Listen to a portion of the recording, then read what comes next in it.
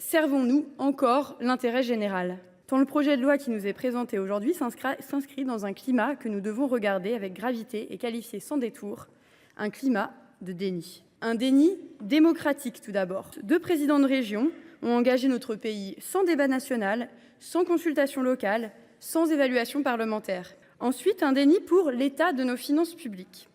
On demande aux Françaises et aux Français de se serrer la ceinture, les budgets dédiés au sport fondent comme neige au soleil, pourtant on réouvre des crédits pour les Jeux. Et puis, il y a le déni environnemental. Le cas des Jeux d'hiver est particulièrement symptomatique. Ces Jeux auront lieu en montagne. Diminution du manteau neigeux, fonte du permafrost, déstabilisation des sommets, les effets du réchauffement sur les Alpes sont connus. Nous aimons le sport, passionnément. Nous croyons en sa capacité à rassembler, à inspirer, à émanciper. Mais aimer le sport, ce n'est pas le sanctuariser. C'est aussi avoir le courage de l'interroger, de le réorienter, de le remettre au service de toutes et tous. Il ne s'agit pas d'être contre les Jeux ou contre les grands événements sportifs, ou d'être des râleurs, comme nous le disait monsieur le rapporteur, mais bien d'éviter qu'ils ne deviennent un accélérateur d'inégalités, de surveillance et de dégradation territoriale et environnementale.